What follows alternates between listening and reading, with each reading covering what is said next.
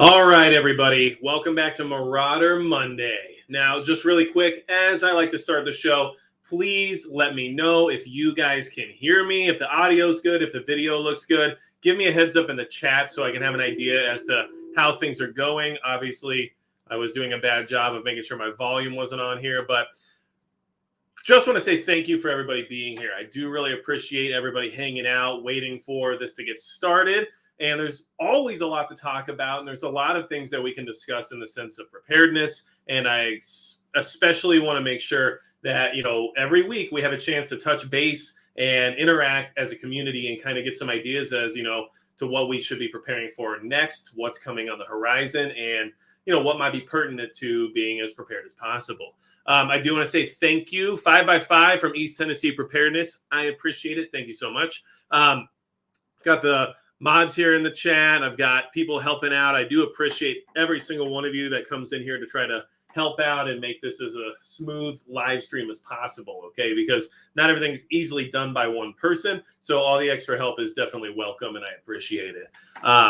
Let's see. If everybody wants to check in and just kind of say, where you're from or, what it is you're chiming in for, feel free to do so as we get things started here. I see a lot of people coming in from Texas. We've got North Dakota, which is where I'm at. So howdy. We've got, let's see, Northeast Louisiana. Awesome. We got Oklahoma, Arizona, Central Kentucky, Bluegrass for days. Thank you, Chief. I appreciate that. All over the country, South Carolina, Georgia, Ontario, Canada, out of the country, everywhere. It's awesome. And I appreciate all of you coming in from wherever you are, because at the end of the day, we got to help each other out. We are going to be the last line of defense when it comes to being ready for whatever's to come, and when it comes to taking care of ourselves once all this stuff starts to really fall apart, which this chair is doing exactly what the economy and everything else is doing, and it's falling to the ground. So maybe I didn't have the right weight rating on this chair. But that's okay. I have put on a couple extra pounds lately, so, I got to start watching what I eat better, apparently. So I'm doing good. Aubrey Behringer, I appreciate you checking in. I am doing well. And, I actually look forward to every Monday night now because we have a good time here. I get to chat with you guys. And just so you guys are aware, and I'll mention this again later in the broadcast, but I do have Prepper Now coming on next week to hang out with us and talk about some of the things that are going on and talk about preparedness in general. And I believe he's in the chat now, too, as a moderator. So I do want to say thanks for that. And I'm looking forward to next week when we'll be able to discuss things together and then interact with the community here as well. So I do appreciate that. And if you don't know about Prepper Now, make sure you check out his channel. Definitely some good information and intel over there. And it's good listening. Okay. So I see everybody is checking in. Eric T. Hughes, yes, you do need a Pit Boy. And if you don't have one, I definitely suggest it. So vegan prepper, you're trying to help your kids make dinner, and I totally get that. I literally have to make sure my kids are fed and so full that they pass out and go to sleep before the live stream starts. So it works out for me as well. Let's see here. So before we kind of get started tonight, I just want to make sure that, everybody understands that there is still time to prepare. And that's what I titled this Marauder Monday. Yes, things are definitely starting to look like they're getting tight. Things are definitely starting to happen in very similar circumstances as to what we've seen occur in the recent history here. And I do believe that we're on our way to some more difficult times, especially come fall and winter. So preparing now is very important. And unfortunately, a lot of people either feel they have more time or they feel like they are too late. And both of those ideologies are flawed because both of them have some negativity to them in the sense of what you're able to do right this second, which is to continually prepare. And there is still time to get more of what you need and to learn more of what you can learn and to establish yourself in the sense of being at least, one step ahead of the next person, which a lot of times when it comes to survival and preparedness is what keeps you alive. That one extra step is the difference of falling into the chasm or not, let's say, especially if you, live on a fault line. But what I'm trying to say is that we need to come together as a community and remind people that there is still time, but we have to understand that it feels like the pressure is starting to be put more and more on every single day. And that's something that we need to really keep in mind, because every single time I tune into the news or I tune into other preppers here in the community, or I listen to other educated opinions as to what's happening in the world right now, what's happening to our country, it reminds me that, I'm still not where I want to be. And I'm still not as prepared as I would like to be in order to really get through a long-term situation. Yes, of course, we all have our certain levels of preparedness, but, I'm not going to be satisfied where mine is just because it's at a decent level. And I'm sure all of you feel the same way. But we shouldn't deter the idea of being better prepared just because it feels like time is getting short. And that's something that I feel a lot of people suffer from. There's a lot of people out there that look at the whole concept of preparation and prepping, and they turn in and say, you know what, it's really expensive and it's really time consuming and it requires a lot of energy. And I'm just not sure if I can motivate myself or put myself into a position to be able to accomplish what it is I need to do. So therefore, I might as well just not do anything. Or things are happening so fast and things are falling apart, and it's very obvious to me that, we're not going to make it much longer. I'm just too late to the game, and there's no chance for me to actually get ahead and be as prepared as some of the people that I listen to or watch or whatever it might be that kind of helps motivate my level of preparedness. So I want all those people that feel that way to understand that there is still time and we can still do more, but we have to make sure that we keep on it in the sense of pressure and motivation, because yes, things are becoming more and more difficult, and things are only going to increasingly get difficult. And the longer you wait, the more you'll regret that wait.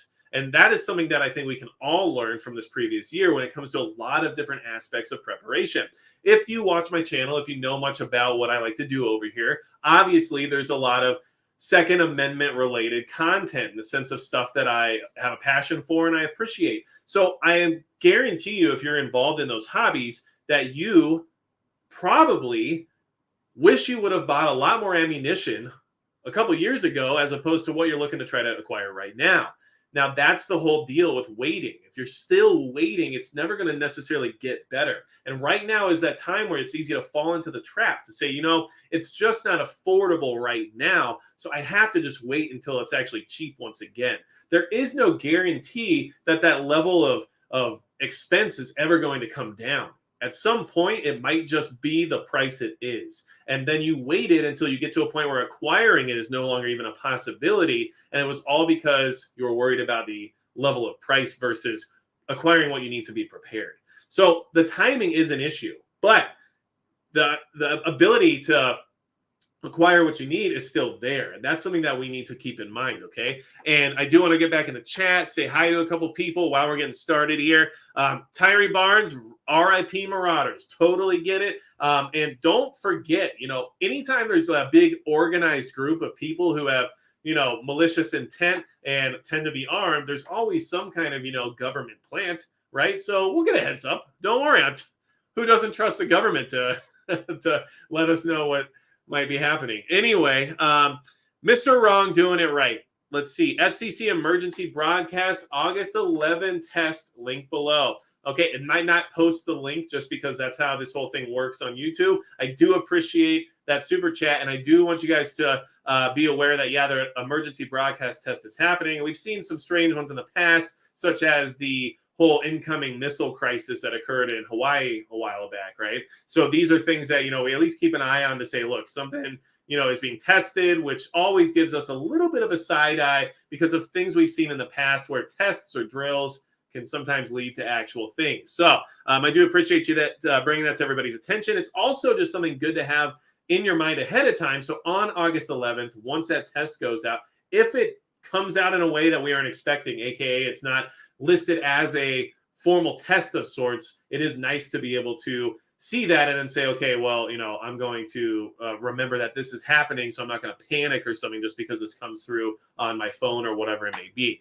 So I do appreciate that. And then just to mention, what's going on with all this. So yes, I did get back into the YouTube partner program. So yes, the channel's monetized again. So yes, there are, the ability here for super chats and all that stuff.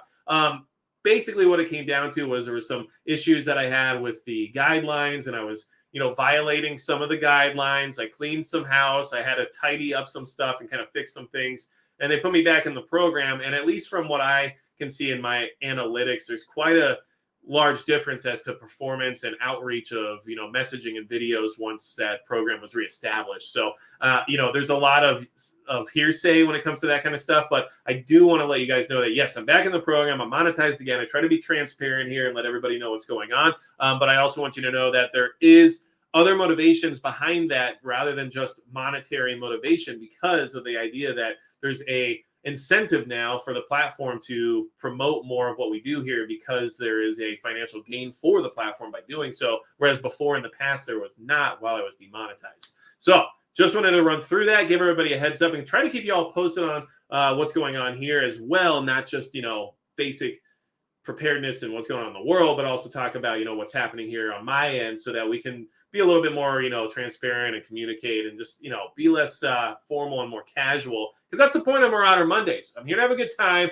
interact with you guys, turn you into non-marauders if possible. This is like a preventionary care system. Okay, we're going to take you in, try to rehabilitate you, and then when we turn you out, you're no longer a marauder. So you're welcome, and we won't have to fight you on the wasteland war front, or whatever you want to call it. Okay, so all right, and that's like when we like to have a good time. But what I do want to say, okay, so Menace says all the preppers bought up everything, leaving nothing for us normal people. And so when I see a comment like that, and part of me thinks that it's probably someone in a jeer, but if it's not, it's totally fine, because one thing I will say is that the preppers are probably not who bought everything up, because in many, many cases, the preppers are the ones who already had most of the supplies. And yes, we're constantly filling in pockets of little gaps in our system where we want to be more prepared or better off than we were before. But rarely are we starting from page one and trying to fill an entire garage full of rice and beans.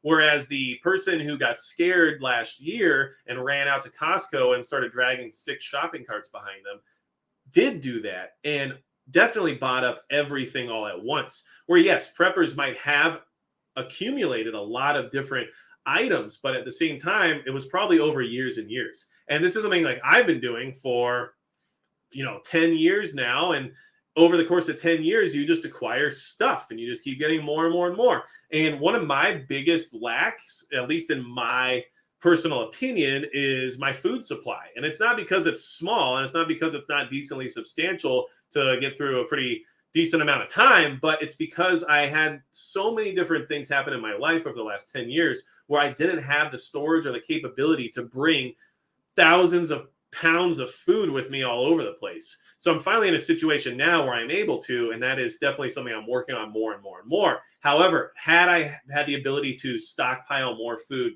5 years ago rather than now, I much would have rather have done that. But I could not have at the time because I was limited to what my space was and what my mobility required. So that's all just stuff that happens, guys. And, I'm not going to sit here and talk to you guys as if I have every single aspect of preparedness squared away and ready to go at any given time. I am always working on the next project. I'm always working on getting that next piece of the puzzle. And it's one of the things I try to share with everybody when I'm going through my process, because I think that there's a nice kind of connection that we can make when we're on the same page. It's easy to bark down from the ivory tower and let everybody know, well, if you don't have this $14,000 security system, then you're going to die. And unfortunately, I don't have $14,000 to drop on a security system. So rather than just saying I'm going to die, I'm going to go ahead and try to figure out an alternative route that is affordable, or at least gets me in the door, and then work on improving that over time. And that's how I've approached pretty much all of my preparedness. And so just for, basic concepts, it's like when you start with a mag light and then you start working your way up, and the next thing you know, you're carrying around a Surefire. It's not that it happened overnight, and it's not it's the first flashlight you bought. You just started with something that you were familiar with, that was affordable and easily acquired at maybe a local big box store, and then you move down the road until you're getting that niche specialty product that really pushes your preparedness onto the next level. But it took you time to get there, but in that time, you still had something to rely on that was going to do the job, at least at the bare minimum. And hopefully me sharing a lot of this journey I'm on helps everybody here get some better ideas for preparedness, okay? So let's see here. I am trying to get back in the chat. Magic Prepper. Are Israel and Iran about to get it on? Okay, well, first off, there is a lot of things out there that say if you use like certain names of countries and stuff, it's an issue and you get flagged. Or I don't know. But when it comes to factual information that isn't necessarily controversial, in my opinion, I'm just going to use the terminology as the way it is, and then we'll see what happens. And if down the road things really start to become a problem, I'll let you guys know if I'm using weird language. But for the time being, I'm just going to throw that out there and give you a heads up. You know what? They're always on the brink. And at this point, it's kind of just, it looks like more of a show for political tools and economic gain, right? So you eliminate sanctions, or you gain sanctions, or you acquire aid, or you get more, NATO funding, or whatever else it may be. There's a million reasons, and money's generally the number one reason for just about everything. And I just feel like that's generally what's happening. So anytime the saber rattling starts, so the bank account's open. That's just my 2 cents. Yeah, they're always in a prolonged state of about to do things. But it's always that catalyst that really moves things into that next territory. And a lot of times it might be an accident, or obviously it can be completely fake. Who knows? So I don't know. Things like that have happened in the past. I know, like in the 60s maybe. But anyway, so let's see here. Cheryl Stoutacher. I'm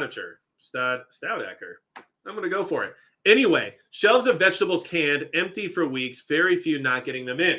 Yes, and we're seeing a lot of that in grocery stores. We're seeing a lot of different non-perishables being harder and harder to acquire, and the selection is really the biggest part. And what I've noticed, at least in my area, and this is just something I can share with you all to try to keep everybody up to date with where things are in that sense, is that the things that I'm finding disappearing are obviously the cheapest, right? So the non-name brand, super low level, cheap cans of a white, label with barely any words on it are the things that are going first, which is understandable, because if I'm stockpiling and there's no difference between two different brands of canned corn and they're the same weight and I can save money by buying the cheaper one, I'm going to do that. So all that stuff seems to be what's disappearing first. And once that stuff starts to go, it's because why that's disappearing, more so than just people are trying to save money. They're looking for the way to get the most for their money. And that is something for us to keep in mind. So at least in my area, that's what I'm seeing. But thanks for bringing that to our attention, Cheryl. Mr. Wrongdoing Right, what are your thoughts about the homeless not getting their extensions? Would they rob us preppers? So, and guys, I hope you know, you don't have to do a super chat for me to read your question. It does show up all crazy, and it makes me forces me to see it. And I do feel obligated to address it at that point, but I don't require it. I don't want you guys to feel like that's something we have to do here. Okay. So make sure you just leave, type my name, and that highlights it, and ask a question if that's something you want to do. And then I'll see if I can get to it as best I can. It is hard to see every single thing coming through the chat though. Honestly, I don't think that's going to be the first issue. I don't think people turning to crime is the immediate issue. I think that there's going to be a lot of government programs put into place to try to mitigate a lot of that risk, because still at the end of the day, they need us as a population to produce so that they can produce more money for themselves, right? And so if we can't be productive because we're constantly being robbed and because crime is too high or whatever else it might be, then things are harder for them to deal with as well. So at least for the time being, while there's still some sort of structure in place, I can see the government assistance and the programs keep rolling in different fashions. But I do expect those people to be slowly phased into a purely government reliant situation, especially related to their income and housing, which will then make them more compliant with whatever, new mandates might be coming out soon. So that's just what I see. And I do want to say, thank you, Tom F. I do appreciate that. I try to give out decent info. I see Modern Refugee is here. Good to see you. If you guys don't know, Modern Refugee has a great channel. Check him out. I like his content because he likes to take some old school thought process and apply it to preparedness. So, if you want to learn how to use, hand tools to craft something, or how to even make the tools themselves, so that if you're ever in a situation where you need something and you just don't have access to modern technology, he has a lot of really good advice and videos on how to do that. He has some great canning and jarring videos, stuff like that. So I do like his channel. You guys should definitely check it out. And he used to have some kind of fictional videos about things that might pass in the future, and some of them were really interesting, because I actually was just talking to him about this through some comments recently. But he had a video back in the day where it's oh man, it's a year after the election and all this stuff, and then now I go back and I kind of watch that and I'm like, man, maybe he had some decent ideas there. So I do want to mention that. Let's see here. And All right. Nick B, do you have chickens? I don't have chickens yet. It is on the agenda. And this is just part of the process, everybody. Should I have chickens? Of course I should. Should I have more, livestock animals? Yeah, I probably should. Am I at a point right now where I can? Not quite yet. So I just want to say that, yes, those are things that I still need, and I still have to put in the structural groundwork before I can acquire chickens. Before I can be somebody who involves myself with animal husbandry, I have to have the ability to by building up a coop and by having the food supply and by having the equipment needed and everything else and including the skills and the knowledge. I also want to study and learn about exactly what I need to be doing to make sure that I operate in a way that's going to be the most efficient. So there's a lot to it, and I can't just go to Tractor Supply and buy some chickens and go, oh crap, now I have them, and then just try to figure it out from there. So those things are all in the works, and I do hope that we're on our way. So let's see here. Vegan Prepper, I really appreciate it. Thank you so much. And like I said, I everything you guys do here, the support, it really means a lot. So thank you so much. Okay. Let's see here. So Aubrey Behringer asked if I have a garden. What's your favorite thing in the garden? Now, real quick, guys, I'm going to address this question, and then we'll get back to some of the stuff that's going on right now that kind of reminds us we have time. There's still time to prepare. You can keep going, or you can even just get started right now. And I'll share some ideas with you guys about, if you're just getting started, what I think the focus should be or what you can get somebody started with that kind of gets them motivated and moving. And at the same time, we'll talk about a couple things that are on the horizon right now that I think we should be aware of. So that way there's some understanding as this whole time to prepare situation starts to dwindle a little bit. Okay. Right now we don't have a garden. I missed the planting window, basically. I mean, in a month from now, it could already be, freezing temperatures. It gets crazy out here in North Dakota. And I haven't laid the groundwork out. I need raised beds. I need to do a bunch of stuff. I have a huge ground squirrel problem out here. It's just a lot of things that haven't come to pass right yet that I'm garden ready for. But the plans are there. The seeds are there. I've got all that stuff ready to go. I've already got soil and all kinds of stuff. I just need to establish the infrastructure, basically. So that's something I'll be working on and hopefully get into the next season at the right time rather than, trying to squeeze something out at the very end here and then falling apart at the most, basic form of failure, which is what would probably happen. So anytime you have a rush anyway. Okay. So I want to mention a couple things. So, yes, there's still time to prepare, but what are some of the things that are happening right now that shows us that we need to keep moving forward? Because honestly, you can go acquire just about everything right now. Are you going to get exactly what you want? Probably not.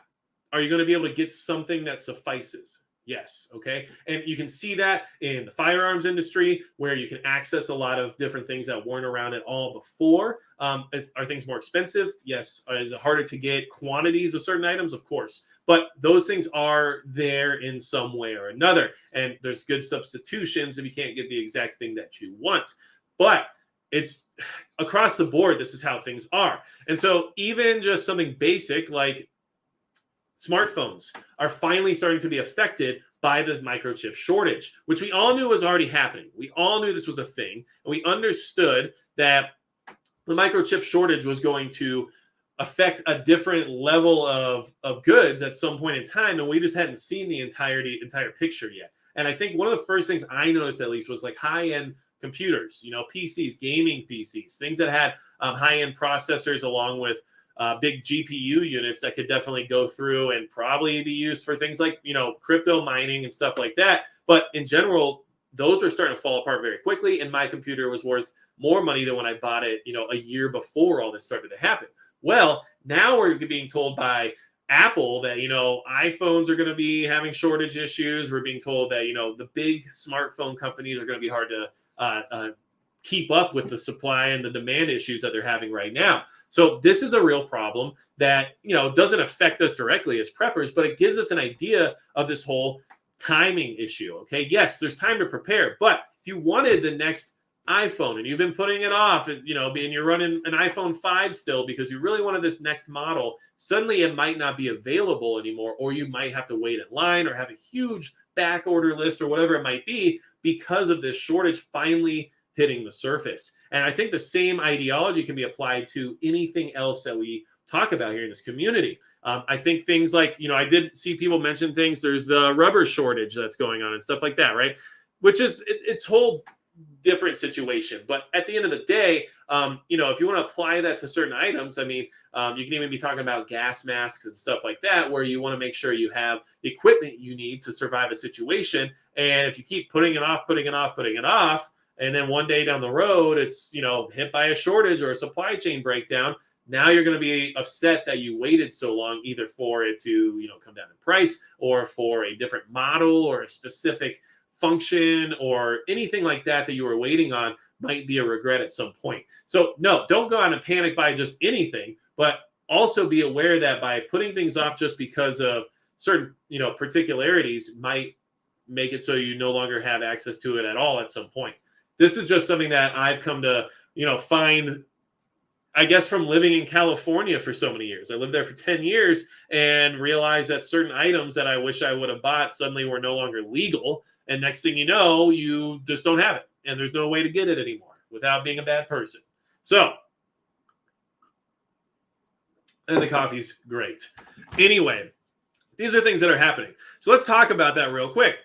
Here's one that I wanted to bring up and give some of you something to think about. And you know how we like to do things here, okay? So we take real data and real information that's being put out there, and whether or not it is true or propaganda or whatever it might be, all those things, set aside, we just take the information that's being given to us and we process it, and then we try to come to some conclusions about how this could affect us or our ability to prepare. So I had a little revelation that I wanted to share with everybody, and it's just something that, came to me when I was reading through random articles, okay? So check this out. Okay, now, first and foremost, I just want YouTube to understand that this is just a picture of a firearm and not one I'm holding. So I just have to make sure we're on the same page there, okay? But this whole thing is starting to be a thing, right? The ammunition shortage causing some police departments to cut back on usage and training. Okay, here's something I want you guys to consider, and it's just something that is what I've been seeing happening here over and over and over again during this last couple of years. Everything has an initial telegraph, and then eventually we move into, remember that thing that was causing a problem? Well, we figure out a solution for it, and it's this. So what happens when ammunition no longer becomes available to the people who are required to use it for their job? Well, you guys keep that in mind and think about that. This is going to be considered a safety issue. And let's see here. The safety issue is that now the police no longer have access to the ammunition they need to train properly to make sure that people are safe when it comes to interacting with law enforcement. The reasoning behind this shortage for the police to use their ammunition and train properly in order to be better prepared and have better interactions with the citizenry is, because all these people bought it all. And all these people that are just stocking it away and keeping it all and hogging it all and paying for it all and buying it all, those people, right?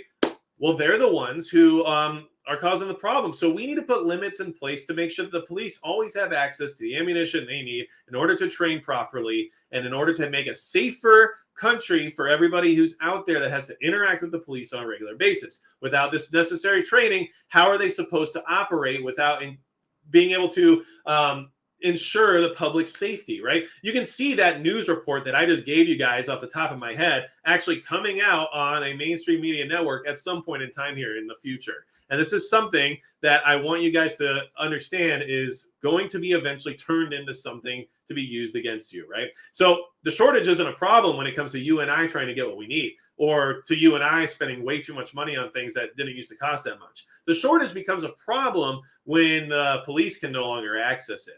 And when that problem becomes an issue in the sense of how do we use this to our advantage, then it becomes the issue of, well, it's because all these people got it all. And that's a problem.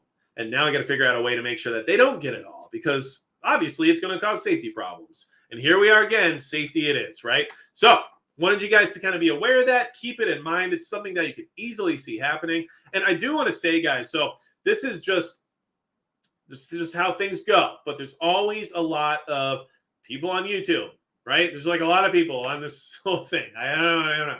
But what I will say is that I'm pretty sure Angry Prepper is live right now too, and he's like right about to hit 100,000 subscribers. And guys, I know that all is just stuff at the end of the day, and when it comes to preparedness and the things we talk about, there's way more important things. But we're trying to get him over that hill, and last I checked, he was like really close to that 100K, and it is like a big milestone for people who are in this community because it just shows all of the hard work and everything that people put into this whole deal. Like has some kind of a payoff. It's like a goal that a lot of people shoot for. So if you guys want to go check Angry Prepper out, sub to him and help him get over that hill of 100K, and just help him kind of establish himself in that 100K and up crowd, which maybe I'll be there one day. We don't know, but I would really appreciate it. And I think he would too, because, you don't have to like everything everybody does on this platform. Some things I do probably aren't that great. And not everybody's going to like me. And the same thing can go for any other preparedness channel that I talk about here.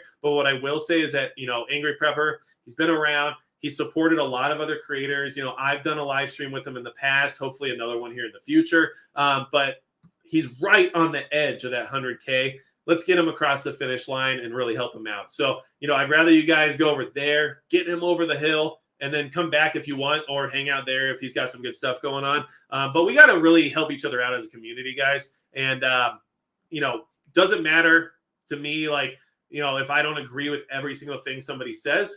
What I do like is that we're all trying to get more people prepared. And then the way we do it is either accepted or rejected by different people in different ways for different reasons. So just wanted to mention that, trying to help people out. And I do like Angry Prepper. He's got some good stuff, and he's a pretty solid, straightforward dude. So just wanted to mention that and bring it to everybody's attention. Now, okay, let's get back to the chat for a minute. Want to help you guys out. Let's see here. All right. Looks like order out of safety. Yeah, unorthodox 33, exactly. Safety has been a huge issue when it comes to freedom because they don't really mix very well. They just don't.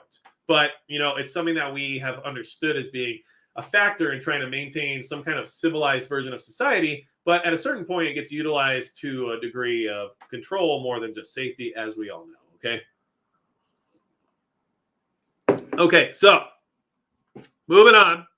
Okay, I want to see some more things in the chat.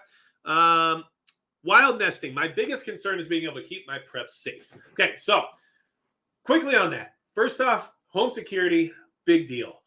Tons and tons of different thieves and burglars and robbers have been interviewed over the years. The biggest thing they said was a deterrent for them was dogs. Okay, so not everybody can have dogs. Not everybody can live with dogs. People are allergic to dogs. There's a million reasons why someone can't have a dog. But if you can have a dog, and you don't have a dog, but you're worried about your preps, I mean, it's a great asset to have. Yes, are there times in SHTF situations where a dog could give away your location and ruin everything?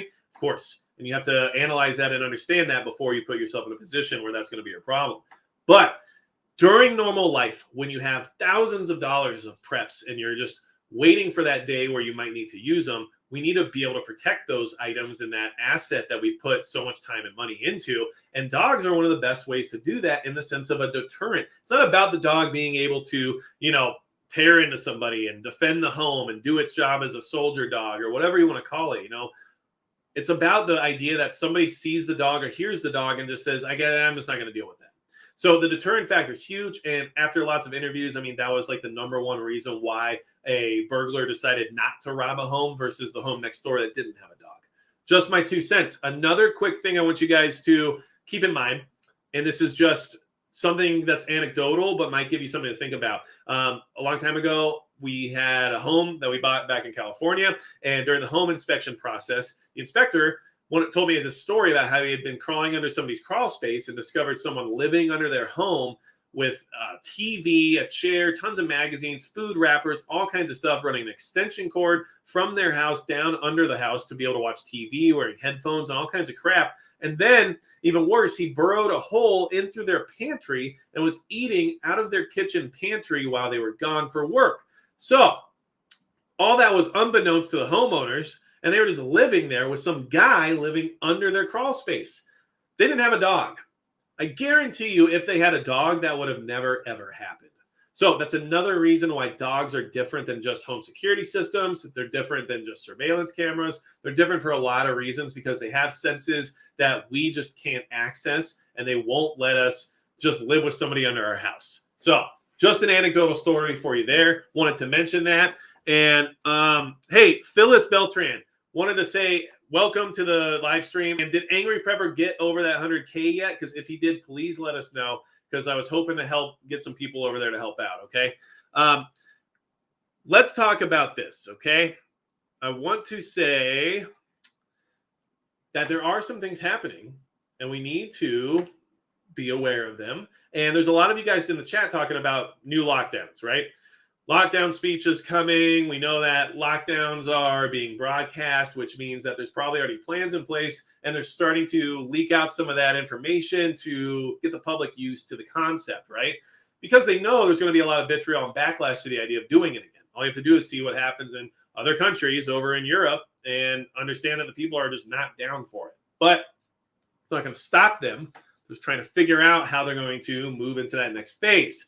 So I wanted to share this with you guys and get some ideas to you to make you understand that we watch other parts of the world to get some ideas about what's probably happening next here and how they're doing things there, and then why they might be implemented here. And we can see that happening with all kinds of different things, especially like gun control and stuff like that.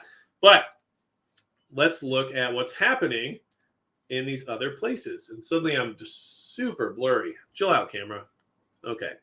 Hold on. First, let's get rid of my face, because that's the worst part here. And boom. Okay.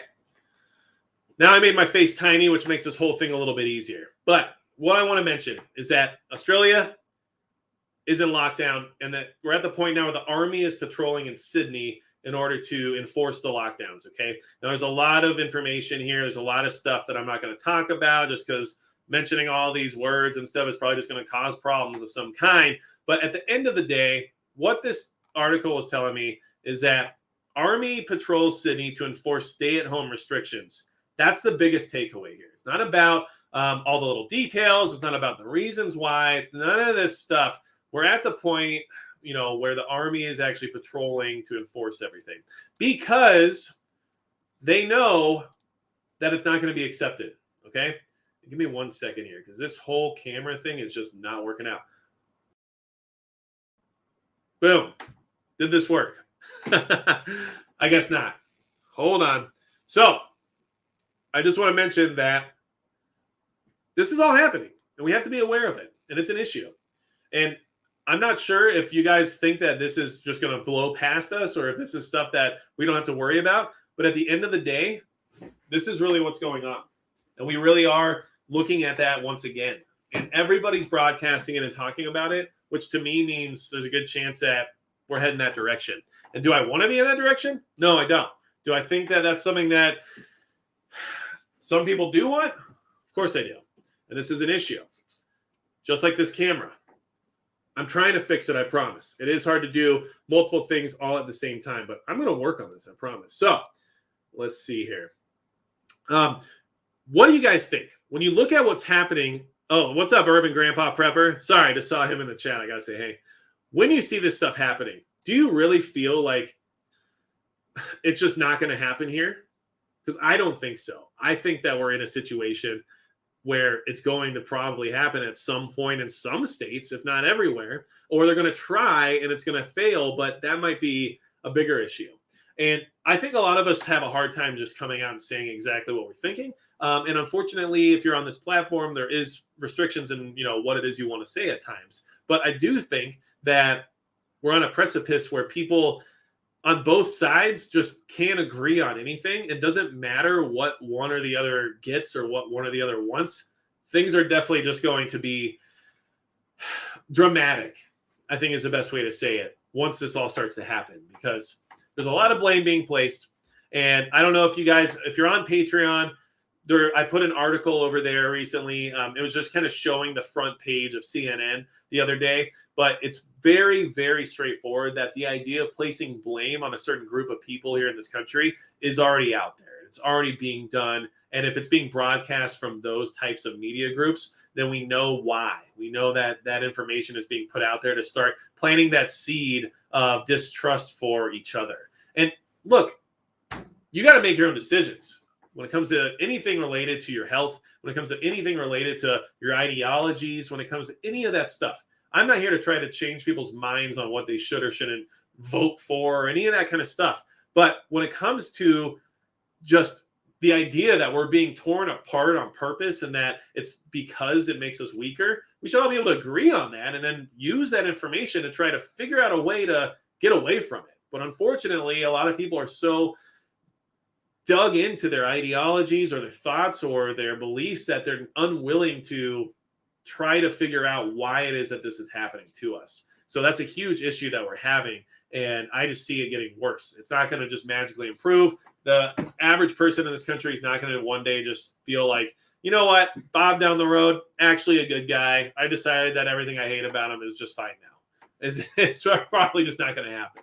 Okay. So camera's back. Good job, camera. Okay. It's a little Logitech camera. And, I don't know if I'm overworking it or if it's having a hard time making my face more acceptable to a wide audience, but it's doing the best it can. And, I think the blur factor was it trying to help me. And I do appreciate that. So let's see here. Back in the chat real quick, just because fun stuff. And I think I see Prepper Nerd in here. And, I do appreciate you reaching out recently. And I do think some of the things you're working on are very cool. So I do hope to kind of interact with you more. And I know you recently sent an email back. And I will get another one out to you, I promise. Look, it's not that I'm slow. It's that I'm overwhelmed. There's a difference. I 100% try to be honest with you guys. I'm not trying to be slow or ignore anybody. I literally just I'm a one-man show, and I'm like, man, I have never had to read so many emails in my entire life. And I used to run a relatively large company where I had a lot of emails. But this is a whole different thing. Okay, so let's see here. Trying to get back in the chat. And let's see. Some good information in here. Okay, the Maverick Prepper. This is an interesting one, and I want to address it because it's kind of along the lines of what we were talking about before. But if you weren't here, welcome. And we were talking about some ideas as to what's going on in the world, right? And Maverick Prepper says, how can you lock down people who get evicted? That is a great thing to figure out, okay? Well, what do you guys think? Leave it in the chat if you have some ideas. But my thought process is, it's actually very easy because those evicted people are going to need to apply for some kind of assistance because they're not going to be able to just be homeless and they don't want to be. And the government doesn't want them to be because that would be really hard to lock those people down. So what do? You offer them a place to be as long as they comply with the restrictions and the guidance. And suddenly, it's really easy to lock those people down. So that's my thought process. And I think that's kind of where we're heading. To me, that actually is easier than, all these people just staying in their homes where they have a little bit more privacy and free will. You dangle the carrot in front of them and you say, hey, here's a place to live. I mean, you don't have anywhere to go. So, this place, it's got a bathroom and there's a bed and there's air conditioning and there's even TV and there's Netflix. Yeah. So you want it? Okay, great. Yeah. And just so you know, there's a few things you have to do and a few codes of conduct you have to follow, and then we'll be fine. And that's probably what you're looking at. So that's my take on that. Maverick Prepper. I appreciate you bringing it up. Definitely an interesting topic. And this is just where we're heading, guys. And like I shared the whole thing about Australia because they're at the point, and yes, their country is not like ours in many, many ways. And we all know their thought process when it comes to a lot of things we care about dearly here in the United States. But there are a lot of preppers in Australia, and there's people from Australia like in this chat right now probably. But I'm sure they can inform us that they don't agree with a lot of things that are happening to them, but it is just what it is. And when you're at the point where the military is literally patrolling the streets to enforce these stay-at-home or shelter-in-place restrictions, I mean, that's a concern that you have to be at least aware of the idea that it could happen here. It could happen in your town. There's no restriction to where or when these things can occur. But by seeing them happen in other places, one, we know that it's a possibility that they're willing to try. And two, we know that leadership in other parts of the world see that and go, well, I mean, they're doing it. It seems to be working pretty good. Let's give it a shot. And that's something that we have to be concerned about. Okay. So let's see here. I love getting back in the chat. You guys are awesome. Liberty Off-Road, what's up? I'm here. And you're here too. And that is a good thing. Let's see. We have people here from Canada. Welcome. Dutch Courage. What's up? I appreciate it. Thanks for being here. Oh my gosh. There's so many good chats here. It's just hard to bust into them all and read every single one of them. Okay, so MI Prepper.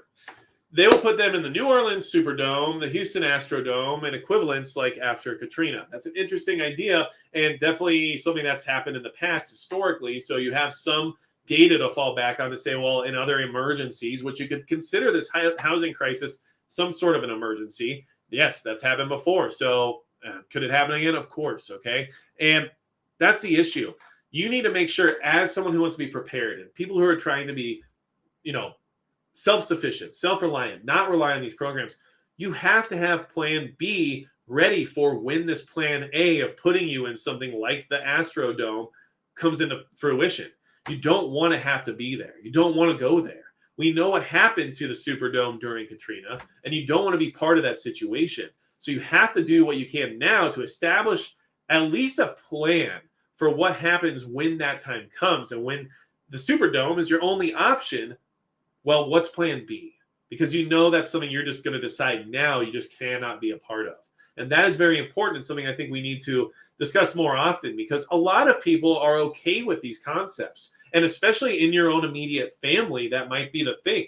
You honestly have to understand that the majority of people, and I'm talking about like even some of my family members, maybe not my immediate family, but some of the people I know, would be more than willing to jump into a FEMA bus. If they drove down the road and said, get in the bus because, this is what we got to do right now because things are real bad, there's a good chance that they just get out and go jump in the bus because, they've grown up with an ideology that the government is, here to help us and the government has good intentions and they care about the people. And, we're all skeptics here because why would we prepare if we weren't skeptical about the future or about the current state of things? I'm skeptical. I can't argue that. Do I look at every single thing and think, but not everybody does. And when that happens, those people are more than willing to just give it a shot. Well, they're taking us to some place and, but it's government. So that's what we're supposed to do. And I guarantee you'd be surprised by how many people in your immediate circle would be more than willing to just do that. They just would. And a lot of people in those moments, because they don't have a plan and they don't have a plan B, they panic. And during that panic is when they decide to just go along with the flow, because there's usually some kind of, person in the family unit that makes a lot of the decisions, right? Whether or not that's the mom, the dad, grandma, whoever it is, okay, the abuela, right? So when that happens, that person has a lot of pressure to make all the right decisions, make all the right choices and say, oh, okay, here's what we're going to do. It's easy for that person to panic the same as everyone else and look for a way out. And a lot of times that way out is that bus that's pulling up on the sidewalk right now that has FEMA written all over it.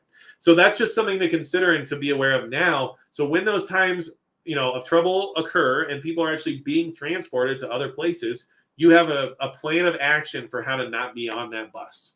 And that's like all euphemisms and, metaphors or whatever you want to call it. But at the end of the day, like it's just a good discussion to have now with yourself and then to have with your immediate circle and family to understand where everybody's mindset is. Because don't be fooled that somebody in your circle or somebody in your family might not even allow you the ability to escape a situation as such because of their concern for your safety. Understand that FEMA bus pulling up to them looks like the white knight, right? So they flag it down. Here we are. Oh, is there anyone else in the house? Well, yeah, there's like 10 other people in there and go get them. That is easily going to happen as well. So these are all things to consider and keep in mind. Trying to have a good time here. And look, there's some good stuff going on here in the chat. It's hard to keep track of, though. Oh, man. Okay, so let's see. Pamela Porter. Be sure to add vitamins to your stash, especially D, K, C, and B12. Boost your immune system. Vitamins are awesome. Vitamins are hard to come by in certain aspects. I've seen shortages of those at certain stores. I don't have like any real data as to what's causing that right off the top of my head, but I have seen that be one of the more empty spots on the shelves. And I will say that, yeah, the malnutrition factor during any kind of a big time emergency scenario is huge. And being able to keep up with your health and your nutrition is going to get you through a lot easier and healthier on the other side. So I do appreciate that. And I'm not going to lie. So that message comes through and I start reading it and it's like DKCB12. Did I just read some kind of, MK Ultra passcode thing, and did somebody just go do something crazy? Because that's what I got worried about. I'm like, oh crap, I just read the nuclear codes or whatever. So, but thanks for that. All right. So let's see here. I want to go ahead. All right. I am trying to get through this chat, and look, there's time. There really is time, but I want you guys to keep in mind there are things out there that are on the secondary tier of preparation. Okay. When I say that, what do I mean? I mean, there's items out there that aren't as important as others, but they're still important in many ways. And they do protect you from a lot of different threats, but they're not necessarily the primaries, right? When we talk primaries, we're talking about shelter, food, water, self-defense, power, things that you need that you can rely on that you'll most likely use during an emergency. Then there's the outliers. And the outliers are some of the things that I at least would start looking at now just to get some better access before things start to get really, really tight. Okay. And when I think about that, what I think about is like, let's talk about just things like gas masks. Okay. Like a gas mask is something that's expensive if you get a good one. And that's what you have to do. You don't want to cheap out on a gas mask if need be, because I hope to never, ever need to wear my gas masks, okay? But if I ever do, I definitely don't want them to be cheap or brittle or expired or any of that stuff. So you have to spend the extra money on that. And then the filters cost a lot as well. And then you have that whole situation where you start building out this whole personal protective equipment scenario. It's very expensive.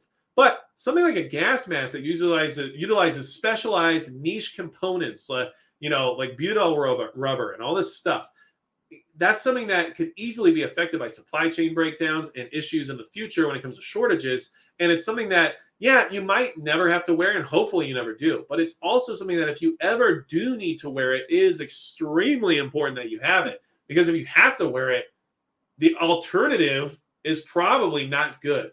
And so those are like the other things I'm starting to look at too. And it's just things I keep on my mind because these shortages are a big deal. And like, comms, if there's a microchip shortage and we're having an issue, now is going to be harder and harder to get comms figured out. Okay. When it comes to getting things like ham radio equipment and stuff like that, the new stuff is going to have harder and harder times producing, which is going to cause price increases, which is then going to roll down into the used equipment because it's now accessible, but it's also limited on supply because the older it gets, the less likely you have working parts, and then the working units are just becoming more valuable, and you just keep going down that road, and that's what keeps happening. So yes, focus on your primaries, but when it comes to your secondaries, I mean, those are still very important, and they have a part to play that you might not need, but if you do, it's probably because you really need it, and then that's going to be an issue if you find yourself in a situation where you don't have it. And that's just something I wanted to bring in to your attention. Now, do I think things that are related to self-defense are a primary? Of course I do.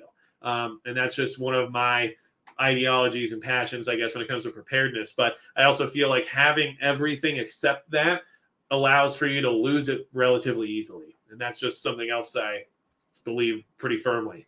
Okay, so let's see here.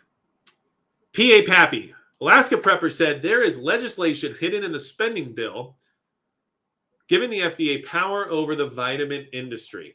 So that's interesting, okay? And I do follow Alaska Prepper. Rudy is awesome. He was on here a couple weeks ago, and I do suggest you guys check him out.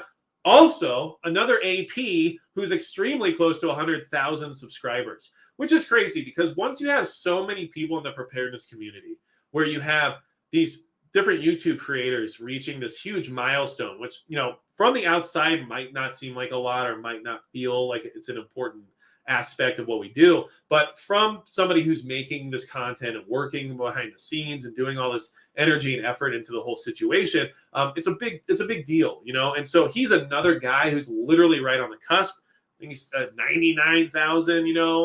These people work hard and they're doing a good job of spreading the word of preparedness, and that's another great guy for you to go support. And if you don't already support him, I mean, definitely check him out. He's a humble, awesome dude who takes care of other people and has great advice and very practical advice, especially when it comes to starting prepping. And the last time he was on this show, he mentioned being a gateway prepper. He lets you in the door and kind of gets you comfortable with the idea. And then he gives you to someone like me to make you a weirdo. And that's my job. So I do a good job at that, I'm pretty sure. All right. So just got to drink some more of this coffee. Oh, it's so good. Okay. There's nothing like coffee late at night. I don't care what anyone says. Okay. It is my favorite thing to drink at night, which is a terrible combination of things. So I limit myself.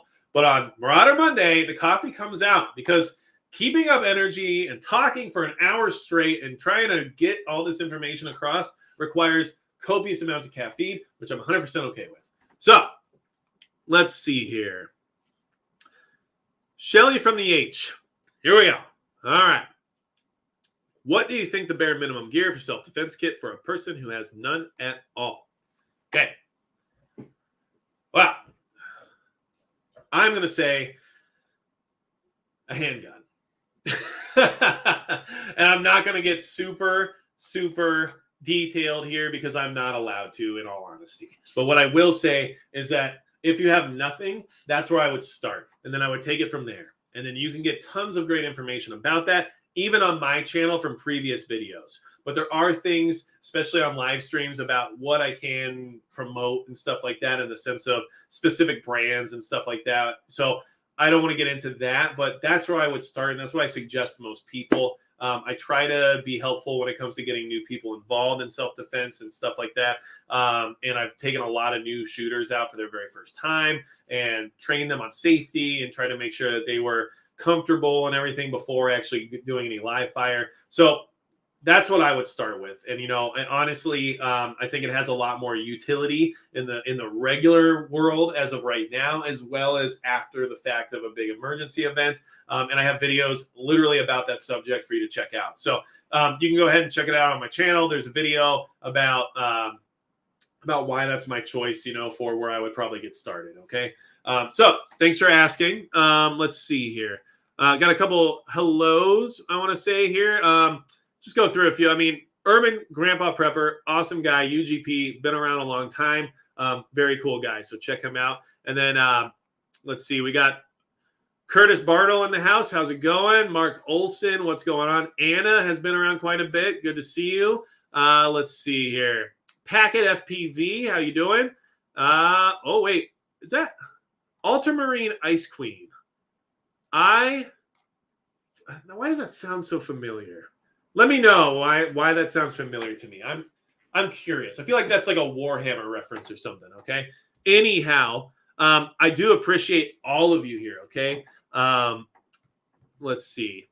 All right, so, hey, I got mods in the chat. Look, guys, I appreciate Prepper Now's on top of it, you know, Urban Grandpa Prepper. I don't know what's going on. I haven't even seen any of it. But, you know, whatever it is, you know, yeah, there's only certain amount of, you know, body style stuff we allow in the chat. And, you know, I'm down for people to put their opinion out there. Don't get me wrong. So, look, I don't care where you come from, your background, your ideology. You can say what you want here in the sense of your opinion and stuff. But as long as it's respectful and it's not spamming, then we're good to go. So I trust the mods to make the right choices with that stuff. And I appreciate you guys being on top of it. So I don't know what it is. Okay, so I knew it. It's the color blue. Don't ask how I know these things, guys. I had a weird childhood, okay? But it was good times. Okay, so let's see.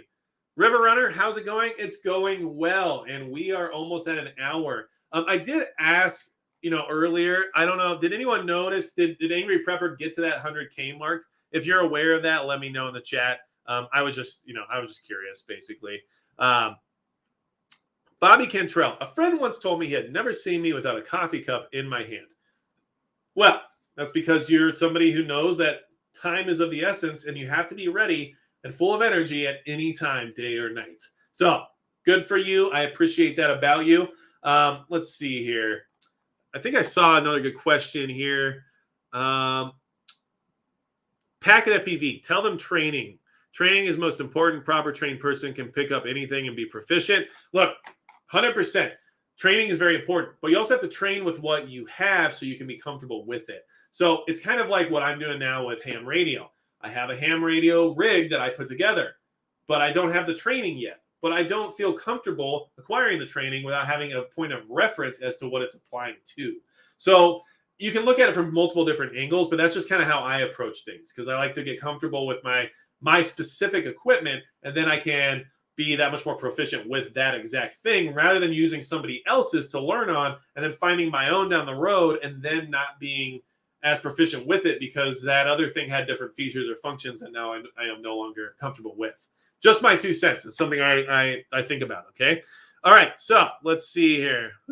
Okay, Kyle Acker, get coffee preps too. Okay, I want to say that, yes, I love coffee, and yes, I'm affiliated with Invader Coffee, and I do appreciate like the super chats and stuff, guys. I really do. But even if you'd rather do yourself a favor and buy some coffee from Invader Coffee instead, it still helps support the channel. I would appreciate that just as much because honestly, I decided after this last fiasco with Black Rifle Coffee, I was like, you know what? I'm gonna work with this other company that I've seen and like, you know, interacted with like here and there and really try to like just put something else out there for people to support that isn't going to constantly degrade the people who support them. And that's why I chose Invader Coffee, and they're veteran owned and operated. They're an American company. They do all the things and all the stuff. And they also support this channel. So there's links in the description to that. I look, I'm just looking for good people to support. And I honestly kind of did this because I was like, you know what? I'm sick of this BRCC crap where every time I turn around, there's some like drama video about what they did or didn't do.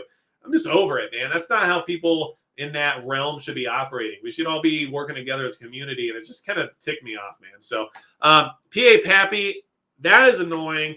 We only need 200 more subscribers to get Angry Prepper over 100K. So I don't know if any of you in the chat are not subscribed to him. If you aren't, I get it. But if you don't mind, that'd be awesome to try to help him out.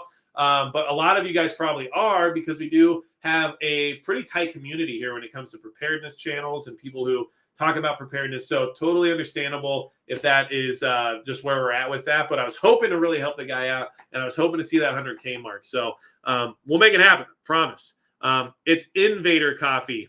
Oi de Tutiant. Did I say that right? I don't know. I don't do French. I do Spanish, but not French. Okay, so let's see here. Let's see. I'm trying to get some more stuff here.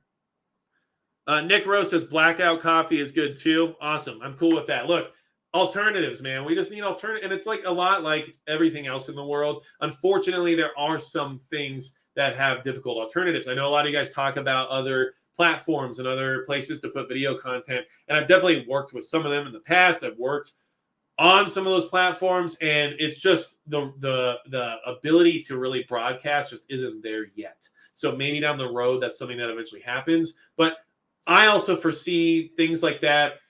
They're either going to go the route of Parler, where they get like shut down by other companies through awesome loopholes in the legislative system that they suddenly just have access to, I guess, or they get acquired, because once something gets big enough, has enough of a following, a big company like the one we're on right now can just go buy it, and then we're back to square one. So that, I'm not trying to be defeatist. I'm just saying that's how I see those things going, just because of what's happened with everything else, right? Basically, if Disney isn't running this platform in the next 10 years, then I don't know what happened to the planet, okay? I did all right. It is French, and I did learn a little French, but just not very much. I thought Spanish was the way to go, and it has helped me a lot in my life. I will say that. But I haven't spent much time in Canada or in southern Louisiana either. So let's see here. Okay. Agate Beowulf. I'm planning to buy or make a simple bow and arrows. I don't have the ability to acquire a firearm. Okay. Totally get it. And you know what? Bow and arrow is still, at the end of the day, a good thing to have. And it's something I have as well. My wife is actually into archery and she likes it. So it's something that is just, it's fun. And what's cool about archery, more so than anything else, is that it's something you can practice really easily, and you don't have to worry about, noise ordinances or safety in the same sense. You still have to be safe. Don't get me wrong. But it has less restrictions. So it's easier to get out and do more of it. And it is something where you can go buy a nice target, put it out and really start working on your skills rather than having to, spend the extra money and take a big trip and, figure out how you're going to go back and all that stuff. You know what I mean? So do it, get into archery. And some of those compound bows are amazing. But if you can't afford anything crazy, I mean, even just starting with a nice recurve is a good way to go. And then you have something that'll get you through more than nothing. That's for sure. And don't underestimate a bow and arrow. I mean, they are serious. Okay. So, okay. King's Outdoors says, buy oil for your vehicles now. Yeah. Yeah. And, one thing I will say, so on my bug out video or bug out vehicle video, right? A lot of people mentioned in the comments, and it was hard to argue with. I'm not trying to argue with them. They're like, look, you have all this extra oil, you have an oil filter, wrench, all this stuff. But, are you really going to need to change your oil? I mean, the gas is going to run out before that ever happens or whatever it might be. And that's totally understandable perspective. And honestly, it's hard to argue with. I mean, yeah, you're probably right. Like in the sense of the vehicle fully breaking down, your engine fully seizing up because of lack of oil change during an SHTF scenario where you're bugging out. Either means you drove a lot, right? Or, you're in a situation where your vehicle was going to break down one way or the other, or you have a leak or whatever it might be. But there's not very likely a scenario where you're going to have to do oil changes on a regular basis, unless you're doing some crazy amount of miles. But just knowing you're able to and having the ability to maintain that vehicle for longer is still a peace of mind. And it's also something that might be necessary because maybe you're at that, depending on what kind of oil you use, depending on your vehicle, but maybe you're at like that 5,000 mile mark, when everything happens. You don't have a chance to change your oil right then. Well, okay, well, now I can do it and know that at least worst comes to worst, hopefully this thing lasts a little bit longer. But totally get what a lot of people were saying when it came to like, you're going to run out of gas first. I'm like, yeah, but we're preppers. We like redundancy. We also are stubborn. So there was a little bit there for me to be like, Okay, so all right. King's Outdoors also says car parts for vehicles are especially getting hard to get. I do this every day. I agree with that. And, it's just something that everything's affected by. All of this stuff goes back to the same situation that we've been preparing for this whole time. The supply chain cannot handle demand any longer. Once it broke, it wasn't something that could be easily fixed, okay? It's like, it reminds me of that BP oil leak back in the Gulf of Mexico. When was that? Like 2012 or something like that? But whatever it was, okay? Either way, that thing was under the ocean and then, in the ground. And the problem is that once it was built, it worked. Once it broke, it was almost impossible to fix because the pressure of everything behind it was pushing through so hard that you couldn't get down there to take care of it. So you could build it and it worked, but once it broke, it was almost impossible to repair. I feel the same way about the Fukushima reactor. So basically, the supply chain has that same problem. It broke so hard over the last year that putting it back together is almost impossible because things are just backed up to that point now. And normalizing it and getting it back to a regular schedule and consistency is going to require what? It's kind of like if you flood your system and you have to shut your water off, right? Well, if you just shut your water off for 2 or 3 days, then you can get back in, fix the problem, and then turn it back on. Okay, well, maybe at a single family residence, you can get 4 or 5 people to sign up to not shower or use toilets or use water for 4 or 5 days or whatever you got to do. Okay. But when you talk about an entire country, an entire world dependent on a supply chain, just shut it off for 3 or 4 days, right? They'll be fine. And then we can fix it. No, we can't. 3 or 4 days is the difference of food at grocery stores. 3 or 4 days is the difference of billions and billions and billions of dollars. 3 or 4 days is the difference of complete economic collapse in many ways. So how do you fix it? You don't. You keep the water running and you hope that the leak doesn't get so bad that eventually it floods the house. And that's basically where we're at right now. And I don't know where these ridiculous metaphors come from, but they just pop out, I guess. Okay. I'm going to blame the coffee. That's where we're at. Okay. So, Oh, okay. I see the spamming now. All right. I gotcha. Anyway, and what's funny in regards to that, if I wanted to do that, I'd probably be doing much better here than I am right now because it'd be easier to just go with the narrative and the flow, and then everybody would, be putting me on the homepage, and I would have interviews with top scientists and stuff all the time. So no big deal, right? Anyway, let's see here. So, Prepping Creature, evening, good to see you. I do want to mention, guys, look, I try to keep these live streams to about an hour. We are at an hour and 10 minutes now, but I have a good time. Like, I never shut up. It's just something I am gifted with in my entire life. I've always been able to talk and talk and talk. Got in trouble many times throughout school because of it. It's gotten me, through a lot of different issues in my entire life when it comes to, working jobs or doing whatever it was I did. Just talk, right? So I enjoy it, and I really appreciate interacting with all of you. The stuff you guys put in this chat really makes me think about things. It gives me some critical thought to really ponder on, and it helps me be better prepared. And that's exactly what I'm trying to do for you guys. Give you ideas, give you thoughts, give you my process and my, goals and everything else that I'm trying to achieve. And hopefully together we come up with better plans of how we're going to get things done. And that's what I'm doing here, and I'm trying my best to live the life that I'm preaching in many ways. And I guess when I say that, what I'm saying is like, I'm making decisions based on preparedness in many ways. And, the house we bought and where we live and like the land we have and all this stuff now, most of that was based on the idea of being better prepared for if things don't get better and if things in urban environments fall apart and stuff like that. Is everything completely ideal about every single thing that we have in our life right now? No, ideal is a different aspect of, how many commodities you have access to. But what it does have is everything we need and everything that we wanted in the sense of privacy and OPSEC and security. So that is something that I'm trying to do. And when it comes to just making decisions, based on projects moving forward, and when it comes to sharing information with you all, that is exactly where I'm trying to be. So I wanted to share that with you, give you some ideas about, what we're trying to accomplish here. Okay.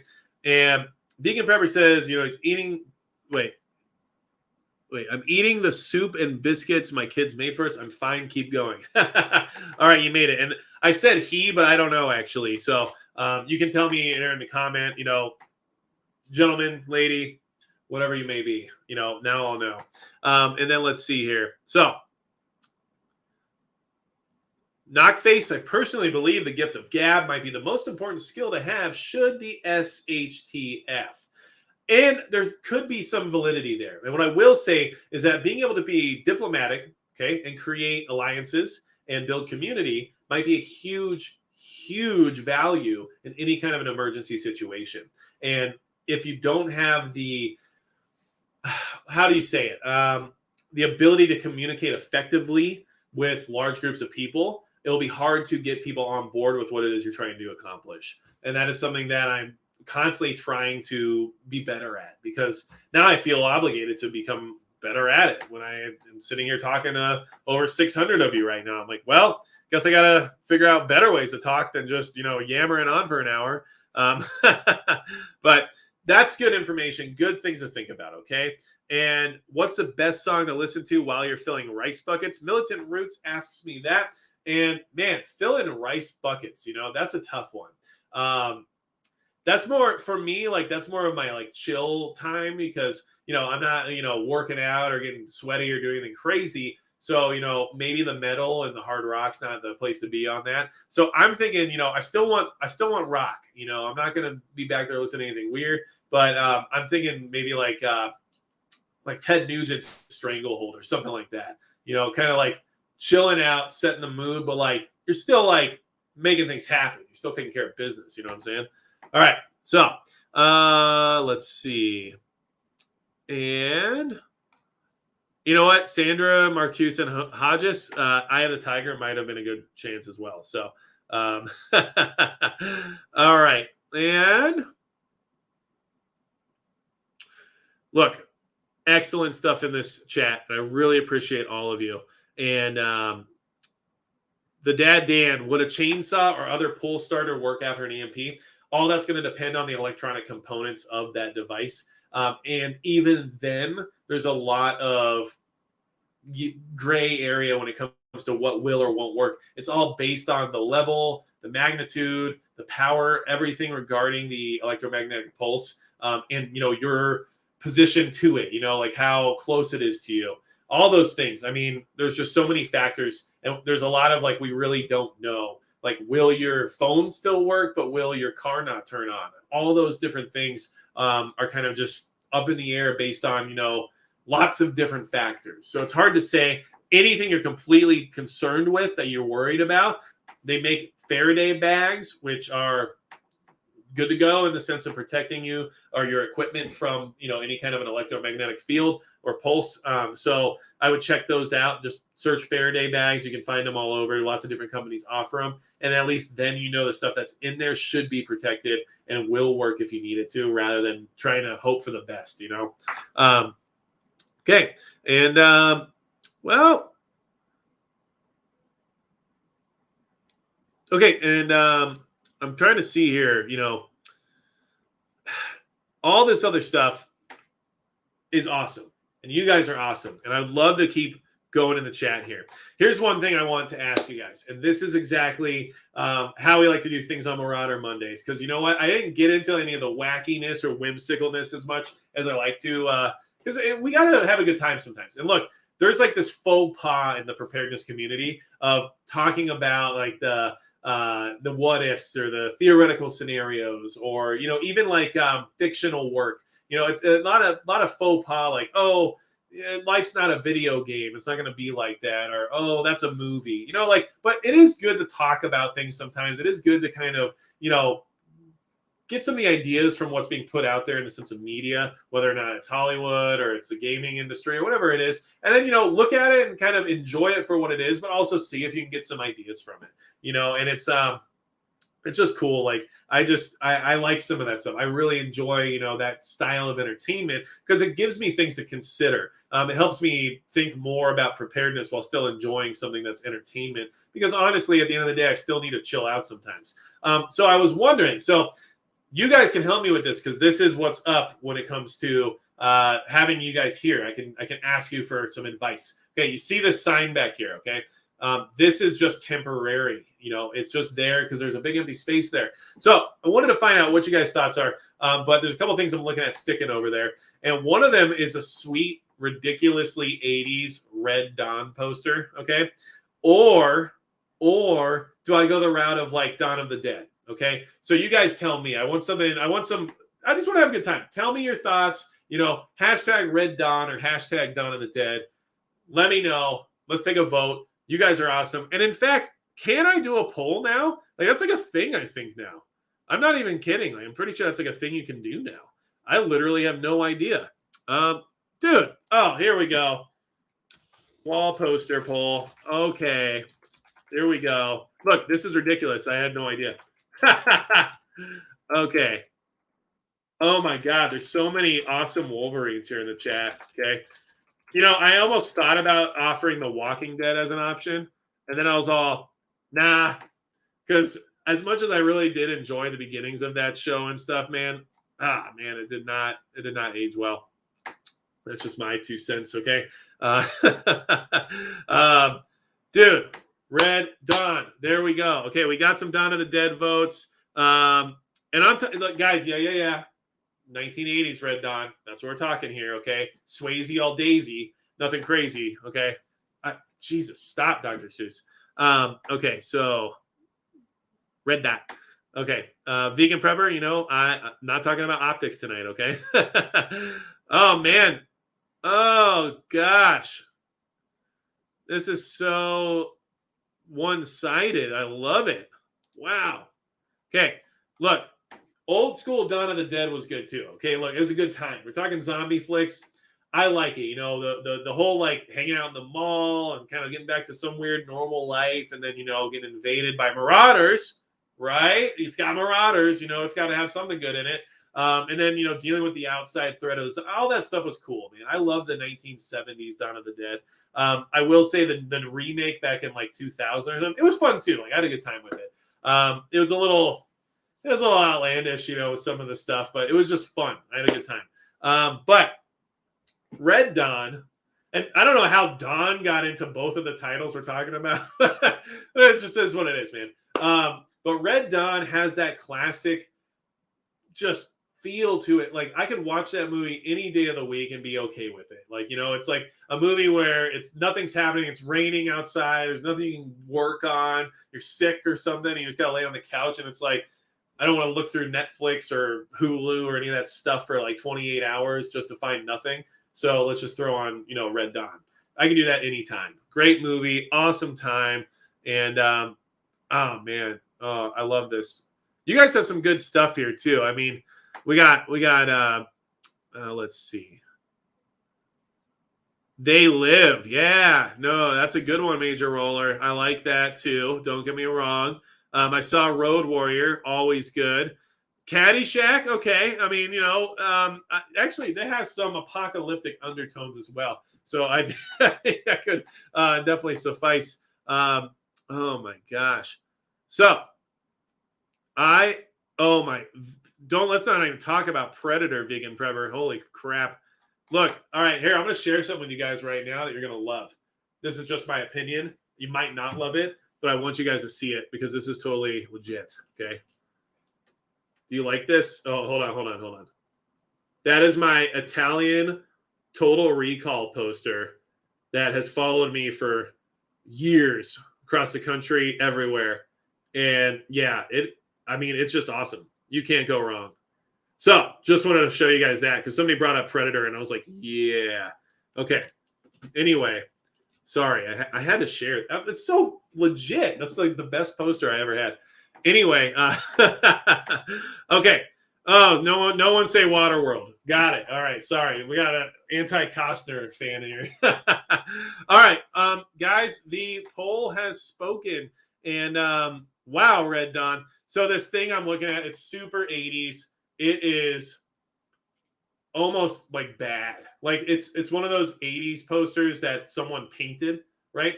So it's not even like a picture of the cast. It's like it's like a Bob Ross painting for Red Dawn. It's like out of control. So I'm going to go ahead and probably go that route. You guys got me, man. That's why I need you. I need all of you for these terribly difficult decisions. Okay. All right. Let's see. I've got a couple of other things to bring up here. Son of Liberty. I will check out Going Home. I have a lot of other books that are just sitting on my nightstand ready to be read. So I got a library to cruise through, but I'm working on it. Let's see. Monte Cristo, how old are you? I'm not going to tell you my exact age just because I don't know, some level of OPSEC, right? But I'll just say I'm in my mid 30s. Okay. And then let's see here. Prepper Book Club, Total Recall has some of the best one-liners. And it's a problem because if you're really a big fan of the film and then you say them to anybody else who has not even been born, before the film was made, it can be a problem, like there's been so many weird times where I've been in a situation talking about things like the Superdome, right, from Katrina, and then I say, the dome will crack. And then no one will understand me. And then I just look like a crazy person who's worried about the dome cracking. So anyway, and then I think I saw one more question in here. Okay, V-Prep. Okay, this is where we're going to get into some cool stuff. And then I got to probably call it a night. But V-Prep asks, what's the song at the end of your videos? Well, actually, that is a song that a band I was in put out back in 2012. And yes, I was in a rock band for a while and I put out 2 different albums. So in that song, when you guys listen to it and you hear the part that says, oh, no, it don't matter at the end of the videos, that is literally my voice. So thought you guys should know that because it's pretty legit. And yeah, I think we're looking good to call it a day. So just wanted to mention it. Thank you so much. All the support here is super appreciated.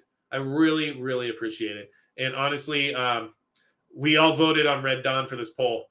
So now I know that's that. There is no other explanation needed. Red Dawn it is. Okay. And I just want to say, like, you guys are some of the best community on the entire YouTube platform. You really are. It's an entirely different reason for why we're all here. We're all here for a lot of reasons, but mostly because we want to be better prepared, and mostly because we have a feeling, we have an inkling of the concept that things just aren't that great, and that something is just like not right. Okay. And we feel that way. And because of that, we're acting on those instincts, that gut feeling, to move forward and do something about it proactively. And that's extremely important. I think it shows a certain level of awareness and a certain level of gumption and motivation from everybody here in this community, because people are just wanting to do better and wanting to make sure that their lives and their family lives are sustained, if not improved, even if something bad was to happen. So huge, awesome thing for me to be part of this community. Like, it's ridiculously awesome. And any support that I receive from you guys, just even watching the videos, is extremely appreciated, because it's not something that I'm entitled to, and it's not something that I expect. And the fact that, you know, so many of you are willing to spend your time here with me and hang out is really just rewarding. So wanted to mention that. I want you guys to be as safe and as prepared as possible. And like I said before, if you don't know, Alaska Prepper, check him out. Let's get him to 100K. Angry Prepper, check him out, 100K. And next week, Prepper Now is going to be on the show. He's going to join me. We're going to talk about other topics similar to what we talked about this week. But of course, new things will happen by then, I'm sure. And we're going to discuss preparedness in general, some off-topic Marauder style stuff, you know, and then just try to give everybody some other things to consider. So really appreciate every single one of you. Thank you all so much for being here. And God, just make sure you keep preparing. There is still time to prepare. You're not out of time. Start now. You can start today, and you'll still be better than somebody who didn't start tomorrow. And that's just something you have to keep in mind always. It's very important that you don't let the conditions that we're currently being provided with keep you from being prepared, because there's just no point now, or because things aren't what they were before, whatever it is. You have time. Keep going, because the only time you won't have time is when things literally get shut off. And in some ways, it's looking like that could happen here at some point soon. So wanted to say thank you. Anything you guys ever need from me, you know where to find me. And as I just have to do, that's going to be it for Magic Prepper.